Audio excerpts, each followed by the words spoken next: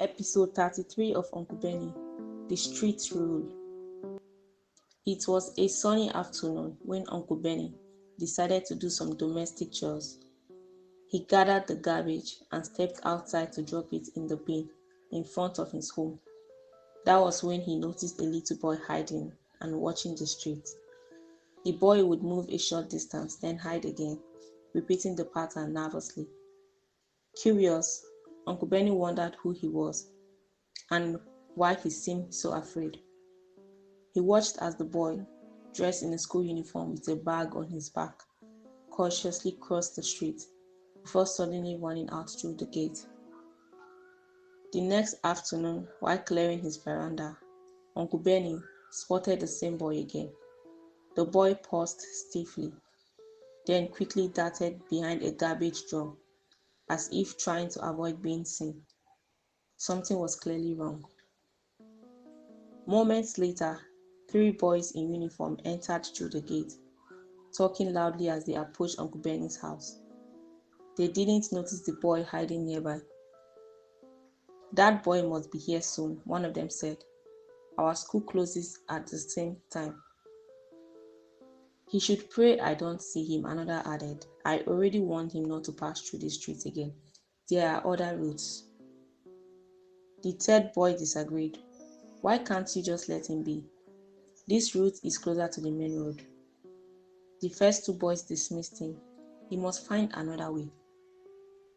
"No one owns the street," the third boy argued. "He has the right to pass through.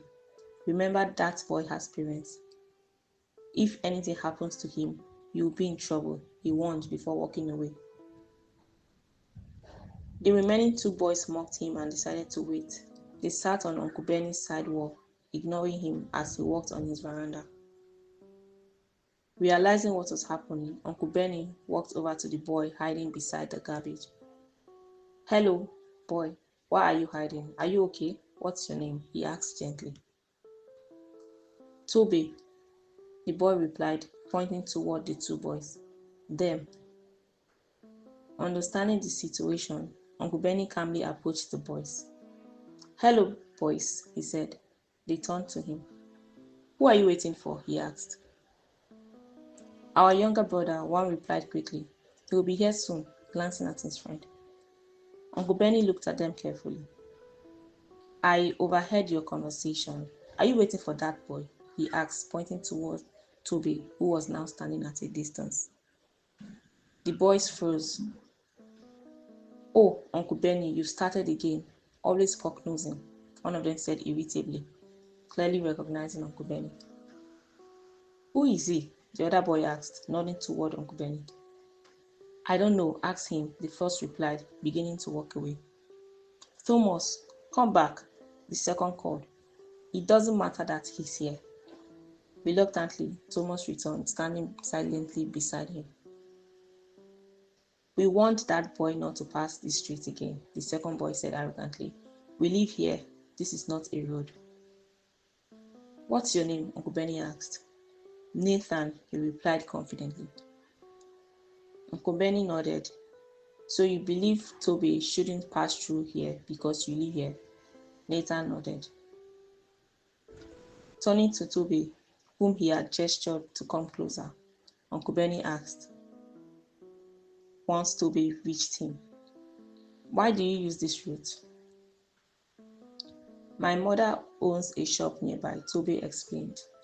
"She tells me to pass here so I can avoid busier, more dangerous roads." Uncle Benny faced the boys again. "You see, he's following his mother's instructions for safety." Nathan rolled his eyes while Thomas remained quiet. "Listen carefully," Uncle Benny said firmly. "Do not trouble Toby again. This is bullying. Being older does not give you the right to intimidate him. He has every right to use the street. If you harass him again, I will report you to your parents." Nathan giggled mockingly, but Thomas stayed silent. "If your parents cannot correct you," Uncle Benny continued, "I will involve legal authorities. Do I make myself clear?" Thomas nodded and walked away. Nathan hesitated, then followed. Nathan, Uncle Beni called after him. Treat others the way you want to be treated. Nathan said nothing as he left. Uncle Beni turned back to Toby and gently patted him. You can now go. Don't worry. They won't trouble you again. If they do, here's my number. Toby quickly wrote it down and Uncle Beni showed him where he lived. From that day on, Toby walked freely to his mother's shop without fear. Whenever Uncle Beni saw him, Toby would wave cheerfully. One day, while driving, Uncle Beni spotted Nathan trying to hail a cab. He stopped. Need a ride? He asked. Nathan nodded and got in. Uncle Beni, he said, Thomas told me about you and everything you do, especially for kids. I want to apologize for what I did. I've changed. I now speak against bullying at school, and Thomas joins me. We want to treat everyone right. Uncle Beni smiled. I'm glad to hear that. That's the right path. I see Toby sometimes after school, Nathan continued. At first, he was scared, but we apologized. Now we greet each other. That's good, Uncle Beni said. You've learned an important lesson. Keep it up, and you'll grow into better men. Nathan smiled. We want to be like you. Uncle Beni laughed. You'll be even better. They both smiled, and Uncle Beni drove on, proud that the boys had learned a lesson that would stay with them for life.